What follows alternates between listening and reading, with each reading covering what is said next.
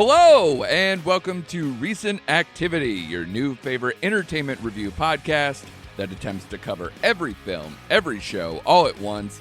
I am your co-host, Andrew Morgan. With me, as always, are two men who still don't know why their sci-fi survivalist show, To Catch a Predator, didn't get picked up by Hulu. It's Chris Brodell. We're going to try it again. And Shane Beauregard. So, Tam, whoopsie, zrupmita. That is for our listener out in Poland. Boom. Appreciate it. Wow. I did not pick up Polish. How did I get Swahili last time and had no idea that was Polish? Is it the accent work? It's the accent work. I think I got the zrupmita, but I didn't get the first one in my accent that I wanted to. Right. It's a work in progress. But if you're in Poland, you understood what I said. What up, boys? Let's do this. Or maybe they don't. But, Yeah. Whatever. Oh, they do.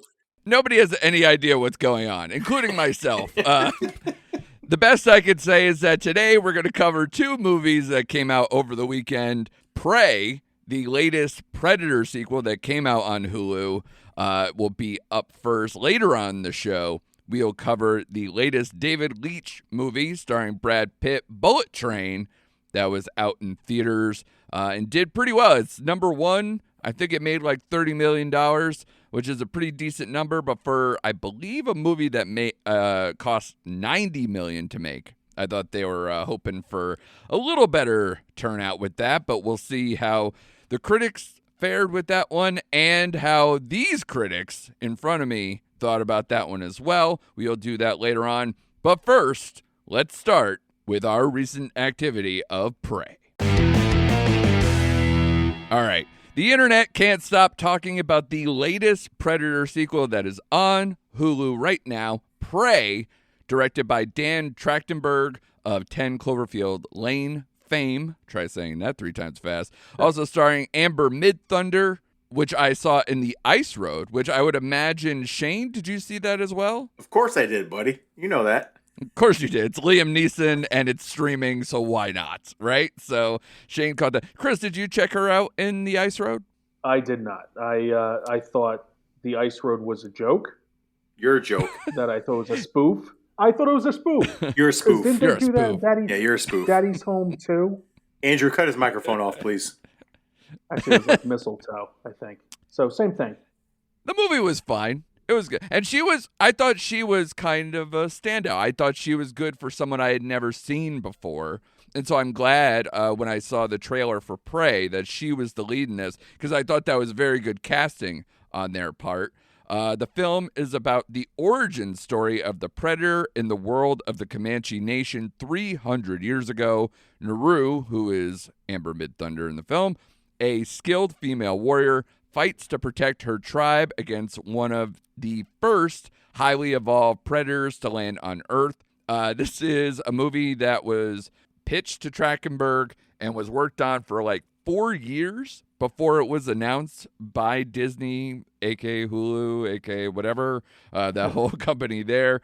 This is released 35 years after the original, which if anybody's wondering where Predator is currently streaming, it's all on Hulu. All of the sequels, everything is all on Hulu, including the AVP movies, which is cool nerd speak for Alien vs. Predator, if you didn't pick that up. But yeah, 35 years after the original, Trachtenberg was upset that news leaked that Prey was a Predator sequel because he really wanted to do like this full ramp up with teasers that never actually mention that it's the Predator movie or the Predator monster. He wanted to do this whole thing where it was like you see things in the sky, but you never really know what's going on. And then he was like going to be like a week out or whatever. He was going to like pull the ripcord and be like, ha, it's been a Predator movie the whole time. And then have like the internet freak out. But of course, we can't have nice things on Twitter or the internet or anywhere on this planet. So this is what we got, guys. We got Prey, a movie that's doing very well by critical standards. It's currently got a 92% on Rotten Tomatoes, a 70 Metascore, which is quite high for a movie like this, 7.3 IMDb, 81% Rotten Tomato audience score, and a 3.7 on Letterboxd. After I watched this, not only did I watch Predator because duh, but I also was kind of fascinated with how much this movie kind of is, in one way, in a lot of ways, it's the complete opposite of the first film, right? Because it's kind of analog because of the 18th century stuff. It's more simple. It's very primitive.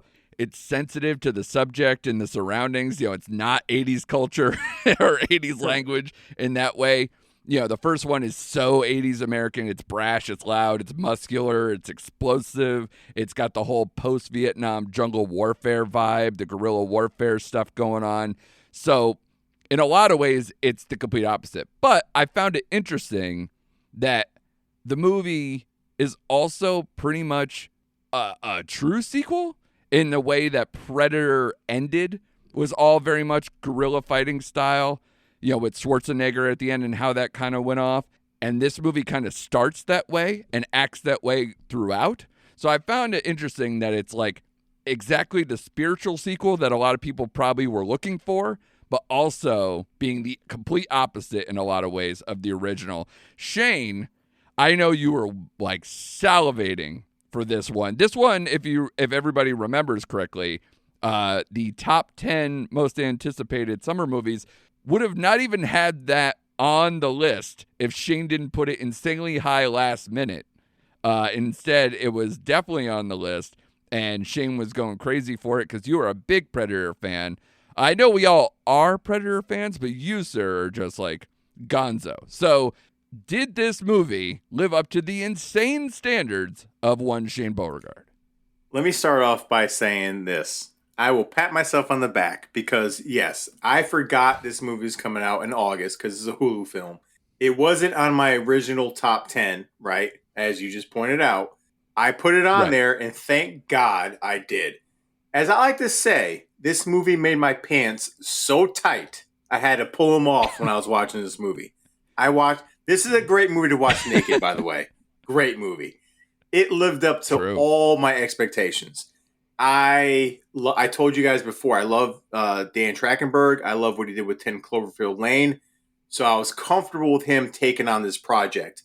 And I like to give a shout out to the cinematographer because I thought that was like one of the best parts of this movie, Jeff Carter. I love the way this film was shot. I like the overhead views of this film. This film was more, I don't want to say it's complex because it's not. It's a Predator movie, okay? So you know what you're going to get. But the storyline with Amanda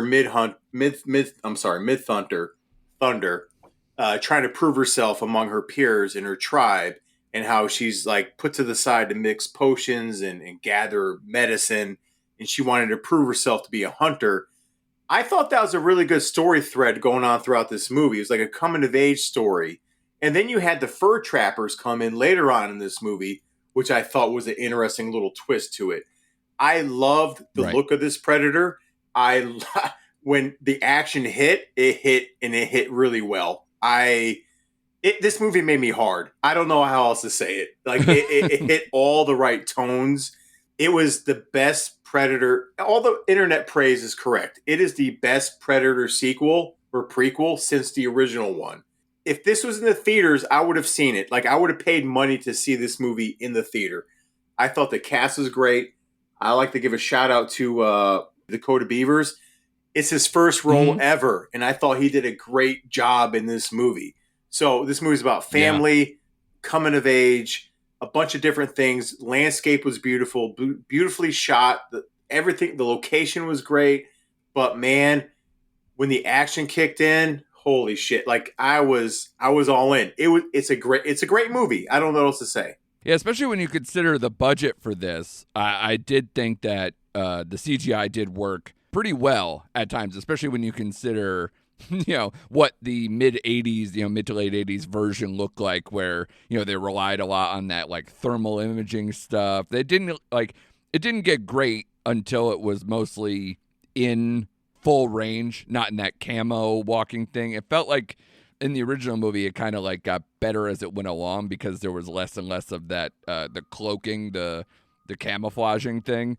But this one, straight up, I thought was pretty good, especially, like I said, when you consider the budget. Also, Shane, if you have it in your budget, maybe assless chaps for more Predator watching and Predator sequel watching from now on. Because either that or the ones, the NBA pants with the tearaways. Right. Something just know to prepare yourself is all I'm asking. I would like to also add before I forget my notes. I do like the throwback to the original one. The scene with her brother when she's fighting the Predator after they untie. I don't want to get into spoilers, but they say the line, "If it bleeds, we can kill it," which is a great throwback to the first one. Also, the last scene where she's like pinned up against the tree or wherever she's pinned up, she's like, "Come on." Like that's a clear callback to Schwarzenegger. Yep. And he's like begging the Predator to come through that trap. I thought the callbacks were perfect. They were spot on, and it didn't feel like he hit us over the head with them. It just came naturally within the script. Yeah, and not in the exact same way either, but when the bear attack stuff that they show in the trailer, so I'm not spoiling anything, but when she's kind of in that overlap of like wooded kind of area, whatever that is around the swampy area, whatever it is that she's kind of trapped in before the bear kind of caves it in, that also looks kind of similar to how Schwarzenegger was pinned, where the Predator was, kind of bearing down on him at one point in that movie, in multiple spots actually, in towards the end in the third act of the original Predator movie. So I agree. There's a lot of great callbacks, and the story is simple enough that you could just enjoy a movie like this. And it's a great barrier of entry with the whole Comanche tribe, a woman who obviously in this particular period would not be taken seriously as a hunter, but can obviously do the job. So a lot of that kind of stuff worked really well on me. Also, no shout out to the dog yet, Shane, because the excellent dog work where it was not to the level of the old man, but made me think of the old man with the whole, anytime it needed to have like a fight broken up with a excellent dog moment, totally came in. Loved it every single time. What was the dog's name? I didn't write it down. Did anyone remember? It was like Sonny or something. I can't fucking remember. It does start with an S, I think. Suri.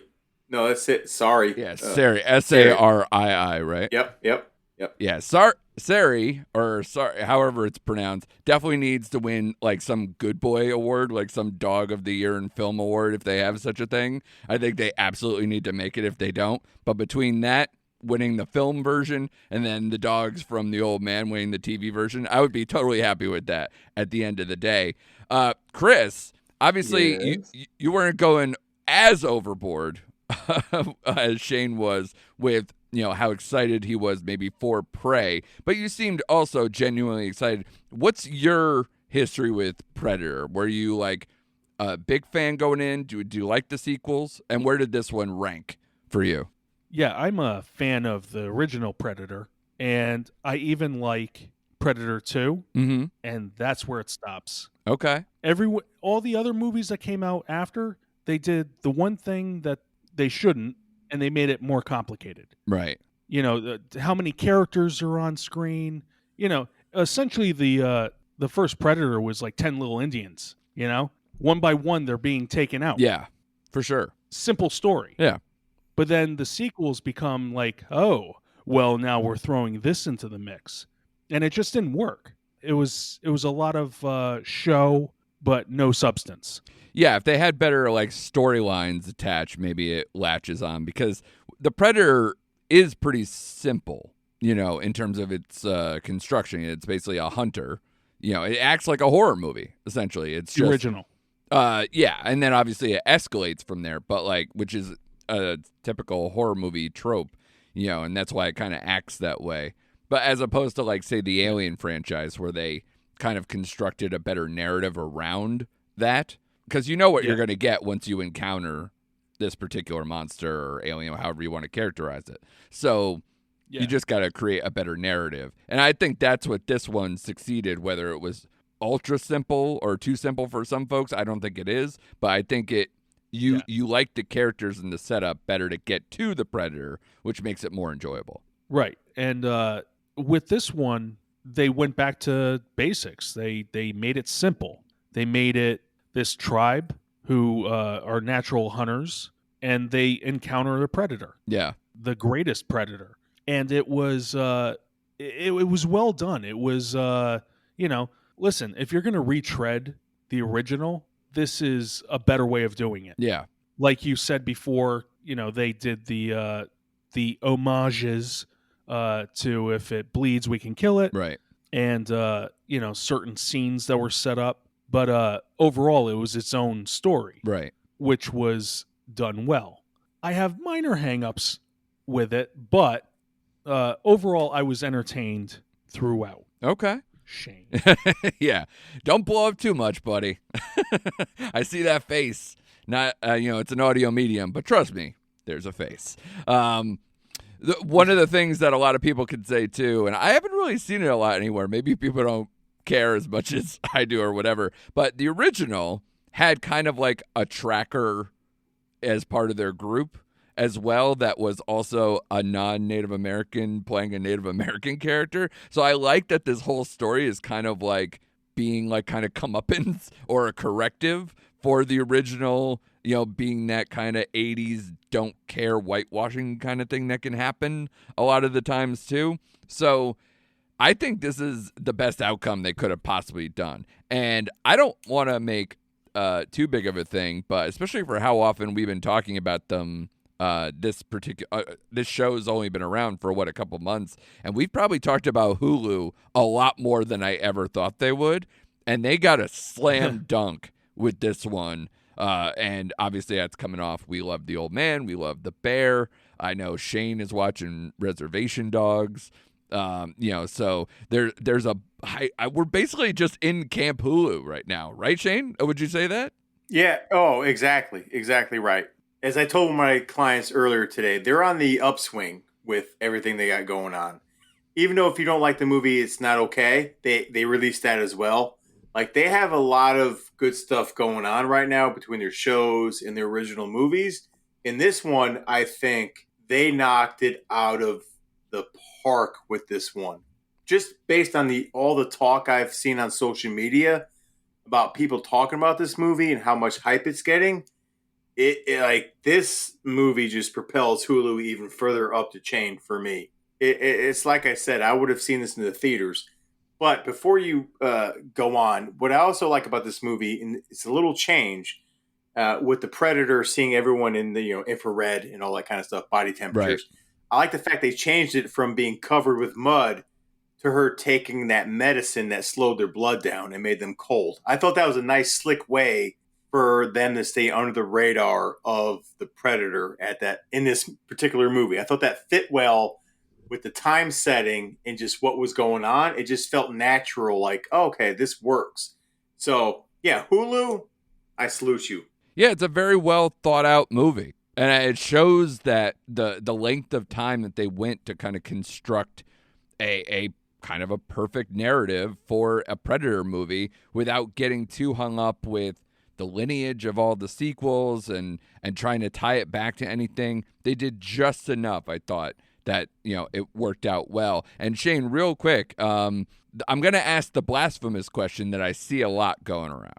And a lot of people are putting this either number one, that's right, better than the 87 movie, or the best sequel. Where do you land? Is this the best sequel or the best Predator movie? Because you are really high on it.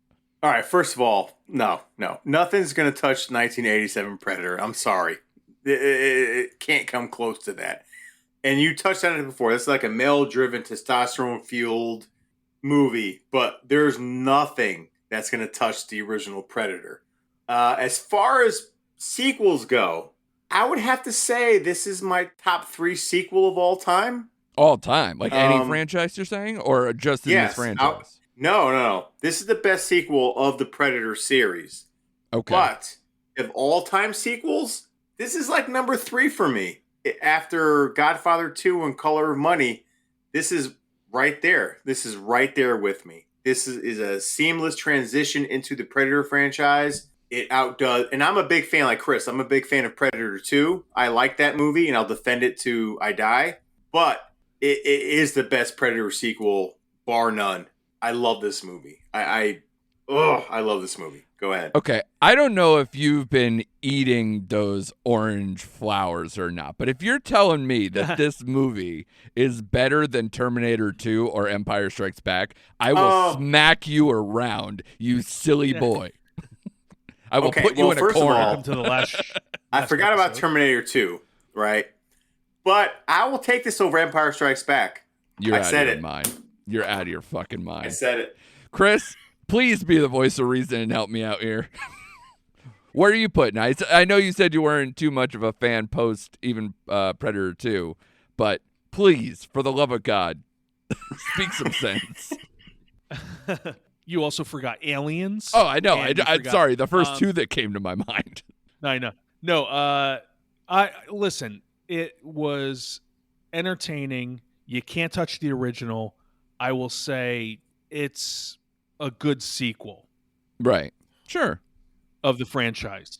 Does it fall immediately after Predator? Probably not. But it's been a while since I've seen Predator 2. Chris, it was nice having you as a co-host. Good luck on all your future ventures. And we'll talk soon. Sorry, you're blinded by the testosterone, you know? Or the lack thereof, because I saw a lot of that too, by the way, online, where a lot of people are like, "Oh, you like this chick movie, and just not liking Amber Midthunder." I didn't understand that at all. She is so compelling with the eye makeup and everything. Like, she looks perfect for the part. Like, that is just so well done. I didn't understand any of that. That's just a lot of just. Even Jesse the Body went online to defend Amber Midthunder, and I'm like, one that shouldn't even have to happen. But man, you like to see it though. Well, if it's a woman and a person of color, apparently that pisses off the internet. Yeah, that makes Twitter go crazy. Yeah, so it's par for the course. Yeah, unfortunately. But no, did you notice? And it's not giving anything away.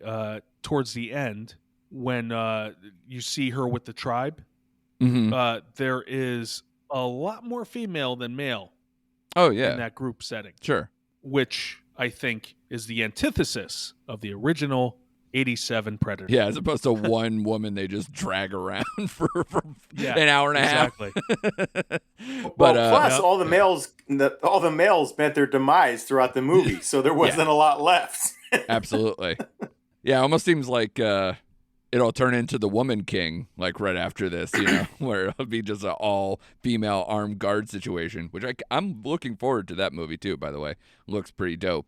All right, guys, we're pretty far into this one. Unless anybody has like other big points. I know, Chris, you were kind of saying you had your detractors, but I also don't want to send Shane to a tizzy. Well, no matter what I say is going to send him into a tizzy. But well, wait till we get to grades. That's where I was going next. Oh, I was going to say, I just wanted to say my two hangups. Yeah. Was I feel like Naru was like, she seemed to speak more modern compared to everyone else. You know what I mean? Like, yeah. I thought she was going to start speaking like a modern teenager. It's like, oh my God, will you just let me hunt with you guys? Listen, I'm not saying that I want the stereotypical, like, oh, we go get buffalo and this and that. Right. She seemed to speak differently than even her brothers, or her brother and her fellow warriors. Sure. The other thing is, I noticed some of the fight scenes were a little hard to kind of grasp what was going on with the quick cuts, and that's it. That's all I had to say. Yeah. Other than that, it was, some of the action was unique. I hadn't seen it before, and it was done really well. But there were moments where it just seemed like, what's going on in that scene? Like, the brother is stabbing. What is he stabbing? Who got stabbed? Right. There's green blood and there's regular blood. Is the green all the excretions, or is it just blood? Does he sneeze green? Ooh. Does he, I'm asking all the Jason Lee questions from Mallrats. I will say, Shane, you touched on it earlier. I didn't mention it, but I really did like the look of the Predator in this, with the skull covering and kind of that more, again, primitive hunter look from the time period where it really showed the growth of how it would evolve. It's the first movie that doesn't have his rocket cannon or whatever on his shoulder. So it's primitive for him, but it works because of the time period and how it's going.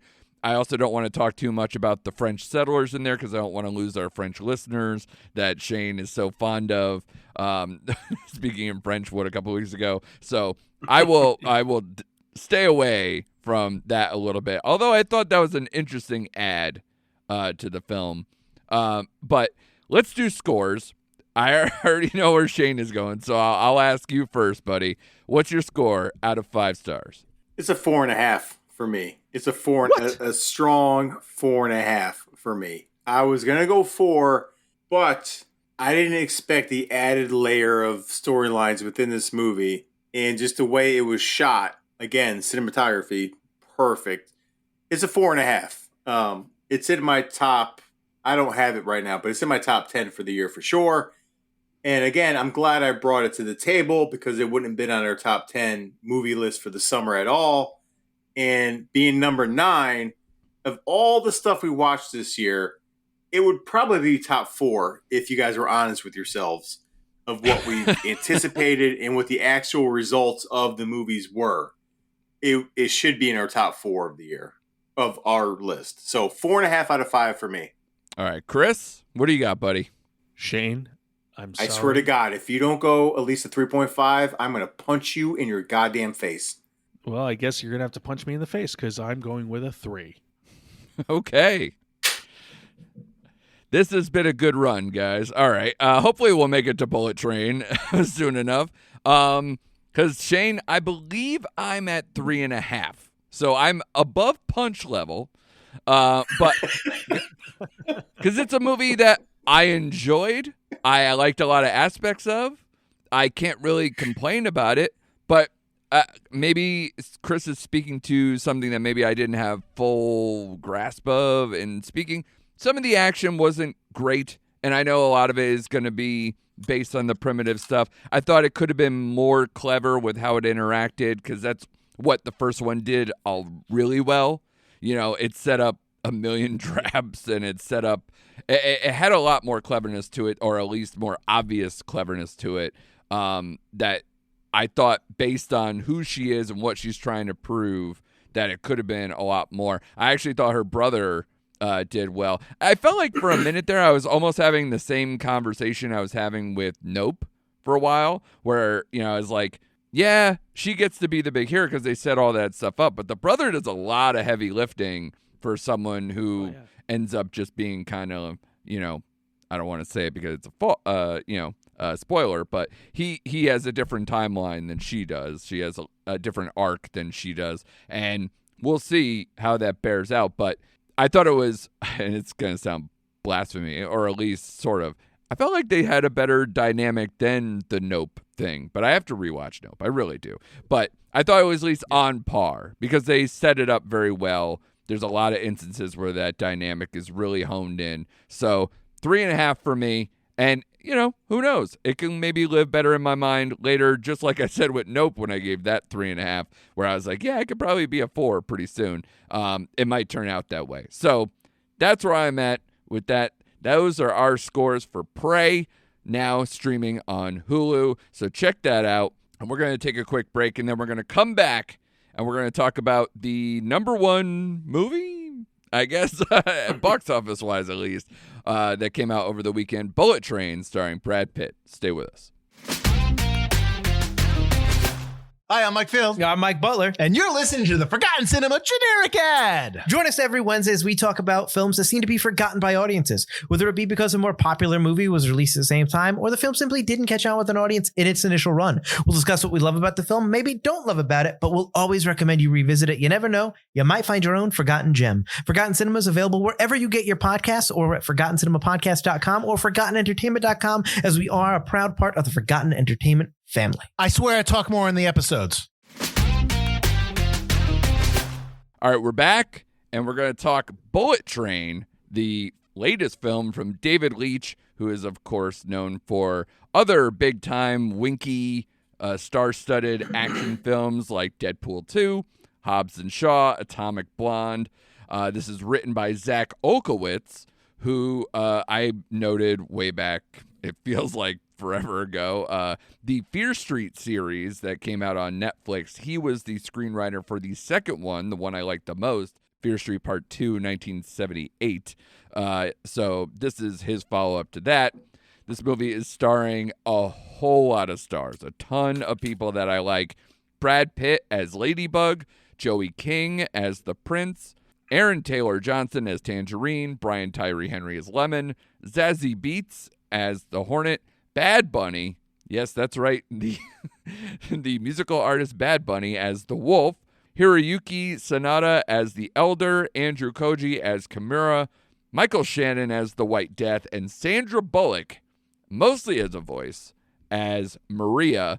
This movie is about 5 assassins who are aboard a fast-moving bullet train when they find out their missions have something in common. Scores for this have been a little middling. Some higher than I thought they'd be, some kind of right there, and some kind of trashing it. So 53% Rotten Tomato score, not great. 49 Metascore, also not great. 7.5 IMDb, so that's a little more kind. 78% Rotten Tomato audience score, which seems to be kind of the divide with a lot of the action films for all summer long. It's like the audience has been way high, the critics have been much, much lower, and a 3.6 on Letterboxd, which I thought was kind for a platform which is a lot more usually closer to the critic score than it is, say, an audience score. As I noted, this is directed by David Leitch. We mentioned when we put this in our top 10 most anticipated films that Leitch and the star here, Brad Pitt, have a long-time relationship. Leitch was the stunt double for Brad Pitt for a very, very long time. And because of that relationship, Pitt has even popped up in small roles in things like Deadpool 2 because of that long-standing relationship. In this movie, I thought it was funny. I kind of chuckled to myself that I felt like Brad Pitt he is playing Ladybug, but he also seems to be playing the role of Dante Hicks from Clerks, as the entire movie has a lot of "I'm not even supposed to be here today" energy. It's an interesting film that has kind of like a tone of wants to be Snatch on a train, but I felt this movie was a little too uneven and a little too winky and proud of itself for me to enjoy on the level of anything, but it really has a lot of commonalities with the tone that Guy Ritchie will like to send up in a lot of his more action-y movies. Chris, I'll start with you because I feel like in our pre-conversations that maybe you liked more out of this, and I'm still trying to sort through my feelings, so let me know how you felt after you saw Bullet Train. Okay, I'm probably standing on a lonely island, but I thought this was like Smoking Aces but cranked up to 11. Okay. Also including assassins and contracts crossing over and all that. I know I've spoke poorly about like The Gray Man and movies of that ilk, mm-hmm. and this could easily fall into those categories. Right. But I had fun with this one, and I think it might be because of Brad Pitt. Brad Pitt was just, I think, having a good time in it. Everybody seems to be having a great time. Oh, yeah. I actually read something recently that said Brad Pitt is not retiring from acting because he had too much damn fun on this movie. Okay. And I believe it. But I love how he was like offset with the craziness. Like he's like very Zen-like. He's very like trying to find his calm. And he's just a guy for a snatch and grab. He's not a heavy. He's not any renowned assassin himself. He's just a guy who's just, I got this job to do, and I just mosey on through, and chaos is just soon to find me. Right.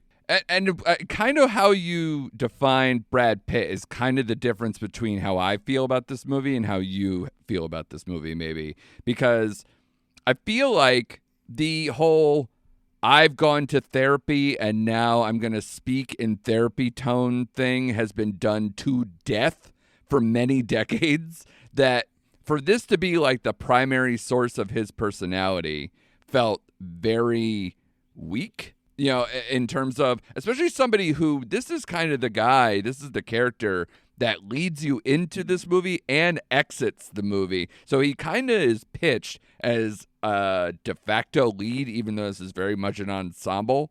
And I feel like he's also the least compelling of a lot of the people who are on this train. I mean, you're talking about, you know, the prince is trying to take revenge on her father for not being good enough for him. Kimura and his father have unfinished business with the prince and her father. The tangerine lemon thing have a very fun sibling thing going on and provide maybe some of the rare laugh lines throughout this movie. In fact, I thought Aaron Taylor-Joy, I keep calling him Aaron Taylor-Joy. Aaron Taylor-Johnson, I thought he was some of the best stuff in here, and I like Joey King a lot too. There are certain people I thought actually worked, and I really like Kimura and his father too. But the difference is that the storylines that compelled me have a lot more gravity to it. So this movie needs to be, I guess, more winky and comedic than, from what I hear, even the book that this was based off of is. And I wonder, in a different world, if it was maybe more faithful to that, or maybe if it took itself more seriously, or drove the movie through someone who's not Brad Pitt. Because if you take Brad Pitt out of this movie, you can still kind of make this movie. And that's not good for a guy who kind of takes you through the entire movie, or is kind of, you know, your lead, like I said, with this. So that's where I felt like the tone was very uneven and didn't quite take me for the ride that I was hoping to. Yes, that's sort of a train joke. So Shane, help me with this. Maybe be the guy splitting up this review. Where did you find yourself on the Bullet train?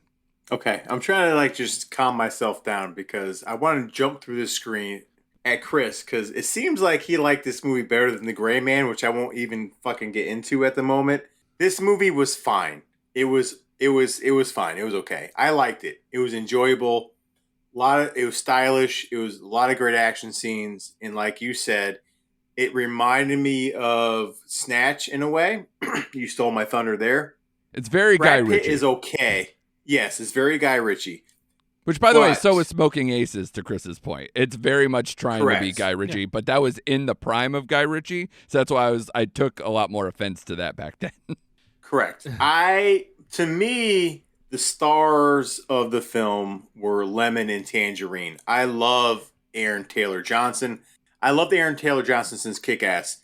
And it's funny, I always forgot he was an English actor until this movie where he spoke in his native tongue. Yeah. I thought he brought the best humor to this movie. I love the storyline between him and his brother, Brian Tyree Henry, who played, his brother Lemon and Tangerine. I love that duo. They brought the best humor to the film. Brad Pitt was, he was okay. He was a vehicle to get the story going. But to me, I did have issues with this movie because I thought they tried to go for the humor, which a lot of it didn't land until Aaron Taylor-Johnson. Like you said, Andrew, I thought he brought the best humorous lines to this film. Zazie Beetz was okay. I like the Elder in this movie. But what I didn't like was Joey King. I'm sorry. I just thought she was terrible in this movie. Okay. But Michael Shannon, to me, was the most miscast person and walked through his role and just didn't seem like he wanted to be in this movie, and his whole character, which kind of sums up the whole movie at the end as the White Death.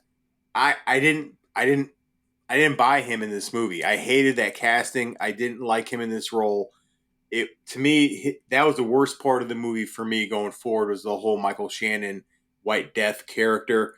But I loved Aaron Taylor-Johnson. All the fight sequences were awesome. I could do without the whole water bottle callback and what that went through on its whole movie. They could have edited that right out. For some reason, at that point in the movie, I was getting tired. I'm like, all right, so we're going to see where this water bottle goes through the whole movie. Can you just cut that out? But I enjoyed it. It was a good action film. I liked it. It was entertaining. I like the cameos in this. If we can get to that, I like the both cameos we saw in this movie. I thought it fit and it made me laugh. But overall, it was an okay film. I was a little let down about this movie. So, and Brad Pitt was, like I said, Brad Pitt was fine. He was good. I'm not going to knock him for this movie. But Aaron Taylor Johnson, to me, I was rooting for him. I thought he was kind of like the star of the movie, in my opinion. So that's where I'll leave Bullet Train. I wasn't impressed like Chris was, but it was entertaining enough for me. Yeah, I really love that Chris brought up Smokin' Aces, because I completely forgot about Joe Carnahan. And I feel like Joe Carnahan kind of just gets it and has now evolved into his own thing versus what he did with Smokin' Aces. And this is why maybe I'm a little disappointed in David Leitch, because he's now several big high-profile movies in, and I feel like he's regressing, or he hasn't found like what his style is, or his style is trying to mock certain things that have already been established, and he's just not as good as the people who have played the game before him. So I don't want to seem like I'm shitting on this movie, because I did actually kind of like it. Like or at least I was entertained enough for the runtime that it was. I think it could have been shorter. I think it did end kind of multiple times, like a lot of movies that don't know where it's going or don't have a specific through line narrative does. And I didn't feel like amazing when it ended, because again, I'm not following that one guy who I think, God, this guy needs to survive, man. This storyline needs to land. There's just a bunch of stuff going on. And honestly, I could have taken or leave like most of the characters. And that's not something exactly that you want. You want at least, if Brad Pitt died, I would have been like, all right. And I think that's part of the problem. Because if I'm watching any of these other ones, I need that person I followed into this mess to come out on the other side. And I honestly didn't care. Shane, well, also, they gave the most background story to Lemon and Tangerine, I thought, throughout this movie. So that's why I cared about them. Who lasted like 5 minutes.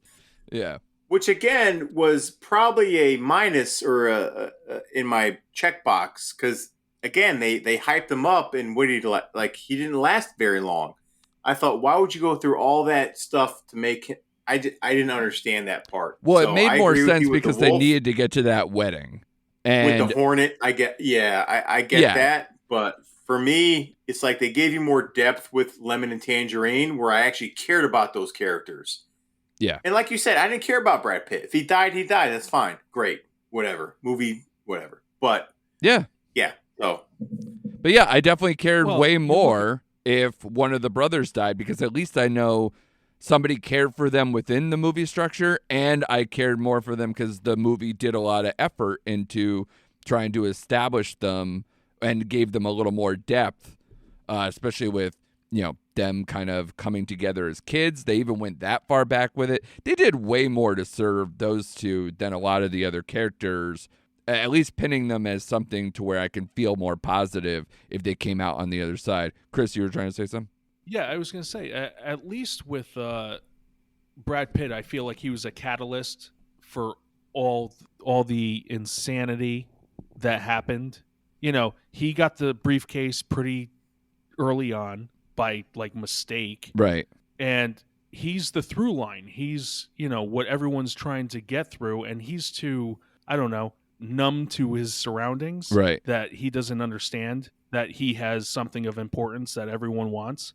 I kind of like that worked for me. The fact that he was such an aloof character, due to the fact that he was trying to turn his life around. He was, as you said, he's getting these affirmations and trying to utilize them in a job that really doesn't look for that.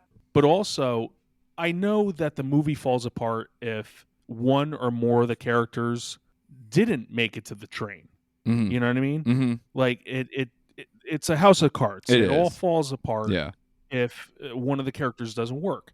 And the character of the elder was sort of like a diversion, where you thought he was the head guy. He was maybe more tied into all this, but in a worse way. Right. Yeah. And towards the end, they fool you with the camera. Actually, in the movie itself, they fool you with the camera.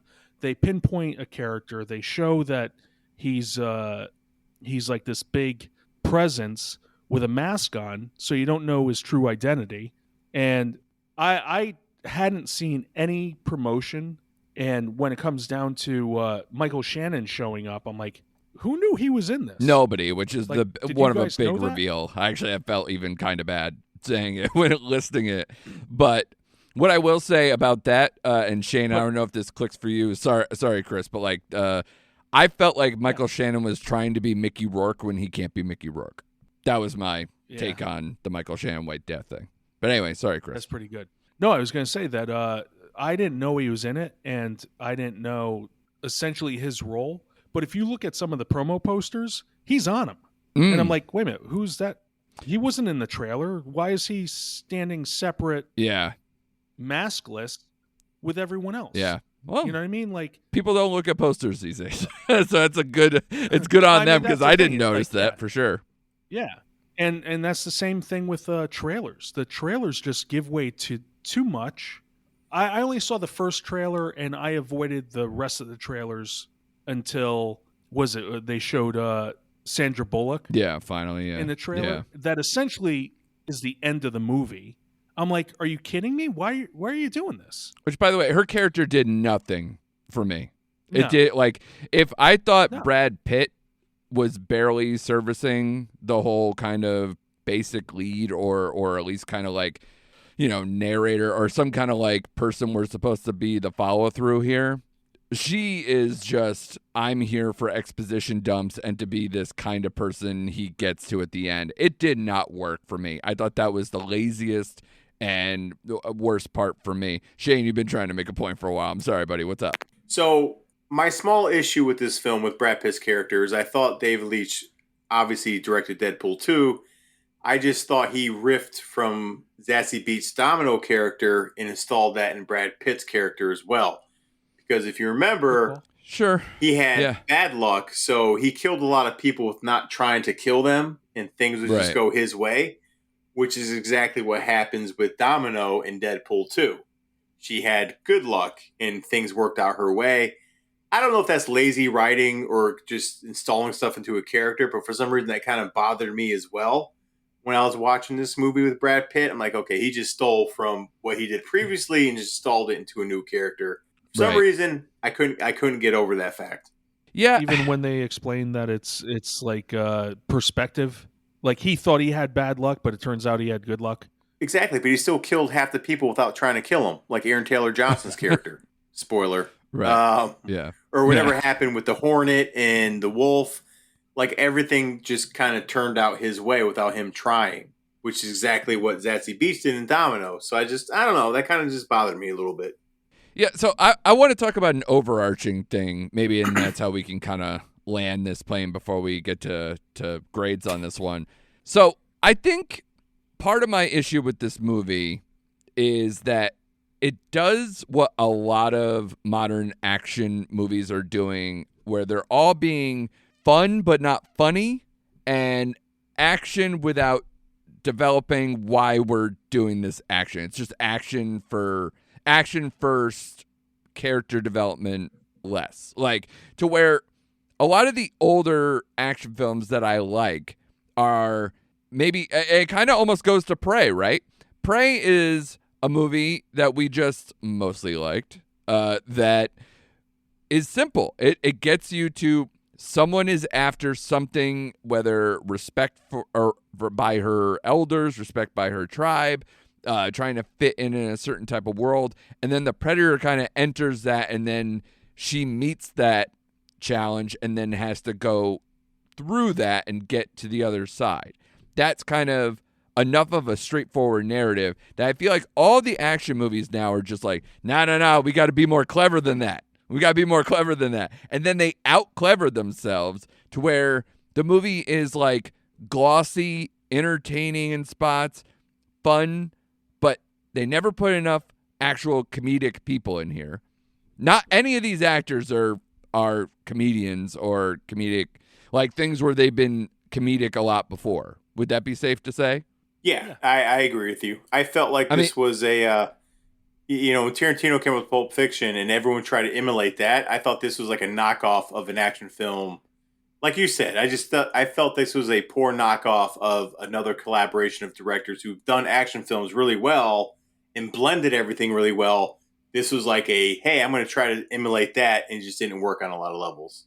Yeah, this is like, I was way more entertained. Again, even by late stage Guy Ritchie standards, I like The Gentleman better than this movie. I like, most things I like the Sherlock Holmes movies better. Like, there's better stuff and more established characters, much better written. I don't know. I just keep going back to the same thing of like, it's entertainment, but it's not a movie. It's like, it just doesn't feel as cohesive or thought out, which is crazy because, again, it's based on a book. But I guess from what I heard is that, when Pitt got involved with Leach, like, they basically just said, because this is produced by Antoine Fuqua and was supposed to be, I believe, a Fuqua movie before David Leach. And I forgot who, there was somebody else signed up to be the original lead of this that was not Brad Pitt either, where it was maybe more of an action thing. And really like more gritty. And instead, once they got Brad Pitt, they're like, well, fuck, we have Brad Pitt. And also we have David Leach. Like, we need to go to their strengths, not what the original lineup was. And I think maybe something got lost in translation a little bit, maybe when they made this movie, that it turned into just another David Leach movie. And I don't know if I get into his style as much as maybe others, because he's like one of the hottest action comic directors right now.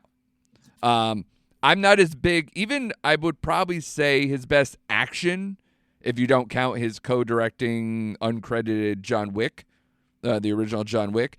If you go to like, say, Atomic Blonde, which a lot of people at least like say enough complimentary things about, A, that's less jokey. And B, Charlize Theron, I think, took the mantle of kind of making it more John Wicky and making it more serious or what have you. But even that movie, I was like, it's fine. The action's good. I didn't love the story. I don't think he services story very well. And I think he's very slick. He used to be a stunt coordinator, so he's excellent at creating a lot of good action and knowing how to craft those things. I don't know if he's a good director yet. And I know that might seem crazy when he's had these massive blockbusters, but I think he's still developing that skill, and I don't know when he's going to get there because people keep throwing him these large projects that can't fail. He didn't get to learn on something small enough to be like, just go back and make like a simpler action movie. Make like, what was the latest Jason Statham? Wrath of Man. Wrath of Man. If he made something like Wrath of Man, I think he'd learn a lot more on some. Right, exactly, Guy Ritchie. If he learned from doing stuff like, maybe if he did the Guy Ritchie route, he's done his big stuff, scale back a little bit, get some good actors, get all that, but like hone in on making something, bring it down to basics and learn how to direct before just being like, all that matters is the action. I will get off my soapbox and you guys can tell me whether I'm way off base on that. No, isn't that basically saying what Hollywood is now? That's the point. It's like it's the MC universe of it, the effect thing. Yeah, where they should just like cut down on budget, make the budget simple, make the story the most important, and then you deal with everything else. Or at least put the money where it should be. Right. Well, I mean, come on. Most budgets are like inflated to like money we'll never see in our lifetime. You know what I mean? But a lot of them, they make it internationally, and I get that, and action sells. Yeah. But we also did a better job of making me care by the end of these movies, too. So there's got to be a mid-ground somewhere. Yeah. I will say that the action in this was more visible than, say, Prey. Sure. I'll say that. Because, again, I think he's better at it. And if you want to hear a detractor for Trachtenberg, he hasn't directed a ton. So he's still kind of learning, too. But he makes good movies, like solid stuff that you can track all the way through. So if you want to have a detractor for him, he could probably actually get a little better at the stunt stuff or action stuff if he's going to play in these genres a little bit more. He was serviceable, and the movie succeeds because I care about those scenes, so I will forgive lesser quality action maybe than I will stand for lesser story or lesser character. So what you're saying is a detractor for Trachtenberg would be teaming up with Leach. That tracks. No, no. Well, it's funny. Does that track? Yeah. Because I guess that's kind of where it's a collaborative. It shows a lot of where the priorities of Hollywood are, and I'm not saying these people should not get jobs. That's ridiculous, or chances to direct. But a lot of people who are like longtime stunt coordinators are now getting big time jobs because of John Wick, and he was a part of that. And a lot of these guys broke off and now make big-time action movies. But just because one is successful, it doesn't mean we can all branch out and do whatever. I'll say the same criticisms are similar for Extraction, which was a big success for Netflix. And that was a stunt coordinator in the MCU that turned around and started making movies, directing his own. And I think that the story suffers there, but the action's quite good. So it kind of keeps doing the same thing, and yes, like any other director, they'll get better with time. I just think maybe they need to combine forces with someone who can kind of show them the ropes or do something simpler to learn more and then build up to these big budget things. Shane, am I off here? Agreed. No, I agree with most of what you guys are saying. But getting back to Prey real quick, I didn't have a problem with the action. God damn it! Dan Trachtenberg did. I get it where you may have missed some things there, but primarily being a newbie director, because again, this is his second feature film. Let's take an established director like Christopher Nolan. He did a quite shitty job with action. He does not do action very well, as in Batman Begins. The whole end of that film, you couldn't see what the hell was going on with the climax with Batman and Ra's al Ghul. I thought at least Trachtenberg did a better job with his action than Christopher Nolan. But David Leitch, I agree. He is more action forward than story forward, which in some movies I can forgive, like The Gray Man. I can forgive that. That's fine. But I agree with your assessment on him. Going back to Atomic Blonde, I loved that movie, but it was because of Charlize Theron and how she committed to the action scenes within that movie, not primarily the actual story of said movie. But I thought she carried that movie very well. So I like David Leitch, I do. But like you said, he needs to take a step back and kind of get the more story developed within his movies. Mm-hmm. And I think he'll be fine. And he, like you said, it was his third movie, so he's still kind of like getting his footing down. But out of his third or fourth movie, he did directed? Atomic Blonde, Hobbs and Shaw, Deadpool 2, and then this would be his fourth by himself, and then he co-directed uncredited for John Wick. So kind of 4.5. So to me, this is probably his worst effort if you were to stack it with the other movies that he's done. And I think part of that is that he got saved with Deadpool 2 because Deadpool, the character, was so well trenched. Correct. I think if you don't have Ryan Reynolds to bail your ass out, a lot of bad things can happen. And then that's kind of what gets you Hobbs and Shaw. But and Hobbs and Shaw was not great. Like I won't get into it. It was fine. Yeah. It was fine. But no, he does action really well, and I'll give him that. But in this movie, I wanted a little bit more than just the action pieces in this movie, and he failed to deliver that in most of his characters. So, that's where I land with him in this movie. I was expecting more, because this was number 6 on our most anticipated list of movies for the summer, and I don't think it lived up to number 6, to be honest with you.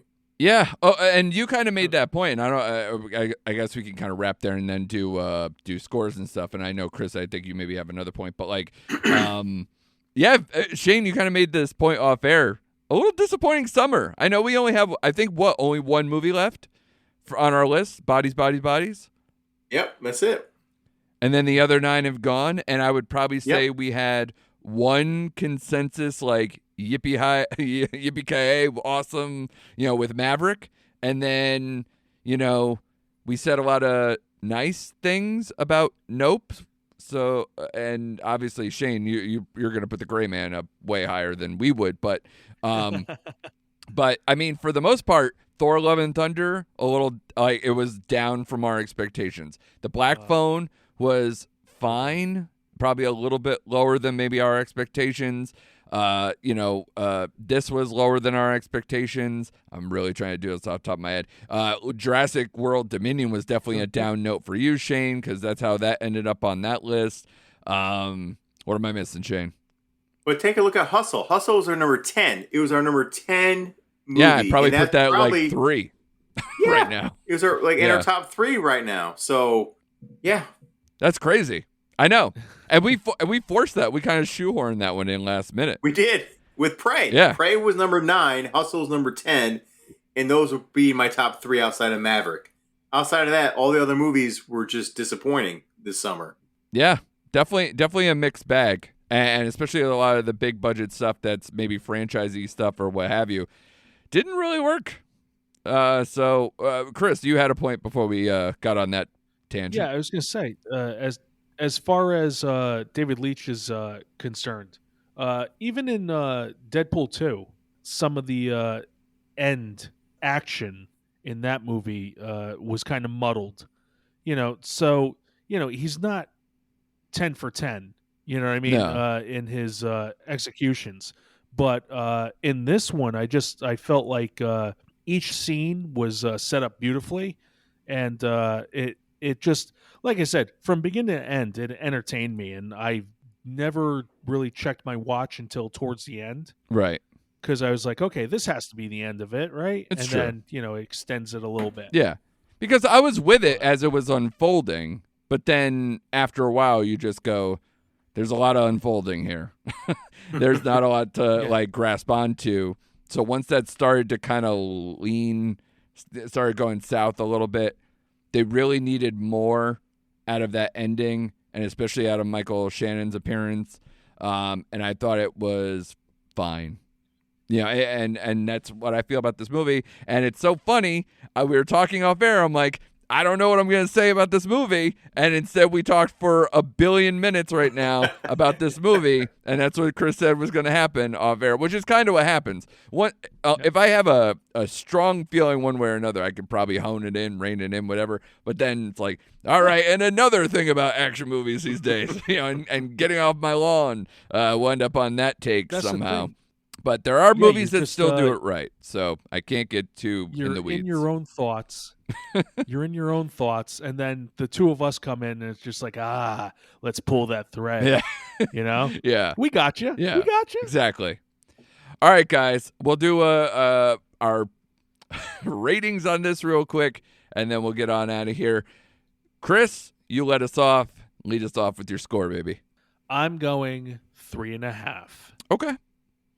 It's not outrageous, and No like I said, that the Letterboxd score right now is 3.6.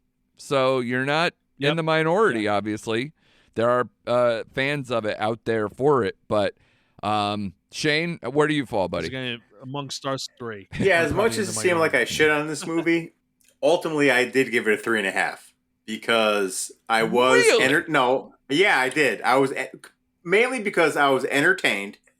The action sequences brought it up another level to me, and I just love Aaron Taylor Johnson. I loved all the scenes he was in with Brad Pitt. That elevated it to me because this is a movie I could just, if it's on cable or network TV, I could have in the background. I could go do some stuff. It's 100% one of those movies. Absolutely. So it's like you said, Andrew, I stole from you because I went through my Letterboxd grades, and I'm like, well, I gave this a 3. Right. I gave it a 3.5. I struggled between the two, so 3.5 for me. I gave this a 3. I feel like it's been in that same camp of slightly disappointing action movies that have come through this summer, where I think I gave them all 3s. I gave Thor: Love and Thunder a 3. I gave The Gray Man a 3. Sorry, Shane. Stay in your own lane, buddy. I'll mute your ass. But so I think it's just turning into that kind of summer. And if you guys like action, Also, check out my my review of Carter from Netflix that came out over the weekend. I am now writing reviews for whatsonnetflix.com, so go check those out as well.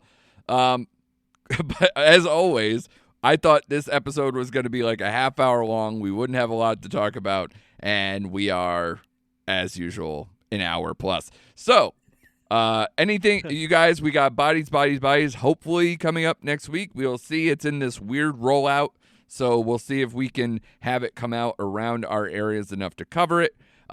Shane and I started Sandman. I don't know how deep we're going to get into it to when we're going to cover that, but that will be coming up soon. There's a few other things coming around. I know we'll probably reluctantly talk about, She-Hulk or any of these other ones that pop through. We got, some fantasy stuff coming through, House of the Dragon and Lord of the Rings and some other things coming up. Shane, what are you looking forward to the most? As I talked to you guys off air, I'm probably going to go see Emily the Criminal this weekend with Aubrey Plaza. So that'll be I hope that comes out around here as well. Yeah.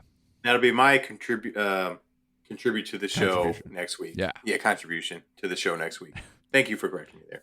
Yeah, no problem. I Chris, struggle with some English words. Go ahead. Hey, you could speak many different languages, but apparently English will evade. English is that not one of them. Yeah, go back to the Rosetta Stone setting on English for a while, and then come back to Botswani or whatever you're going to do for next week.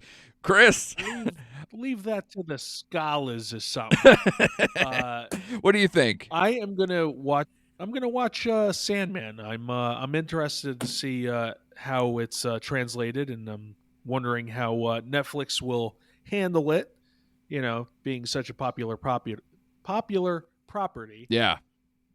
They need a hit. We'll see if they do it. Yeah, agreed. I know it seems crazy when we people are need them to still have a talking about Stranger Things. So much so that I wore my new Stranger Things Eddie Munson shirt, Master of Dungeons shirt with him playing the guitar from our buddies at Robber Barons Inc. And the 60-year-old grocery guy at the supermarket was like, Stranger Things. New season's real hot right now. And I was like, okay, cool. Apparently every age level and everybody loves Stranger Things. So, but they still need a hit, something to, entertain the masses in between that for, Stranger Things 5 isn't going to be for another year and a half or something. So we need something to chew on. Hopefully Sandman is it. So, all right. So looking forward to next week. We will cover a lot of those things, some of those things, maybe none of those things. But hopefully at least Shane will be wearing no pants for one of them, which is a positive in our circles. So come check us out next week on Recent Activity.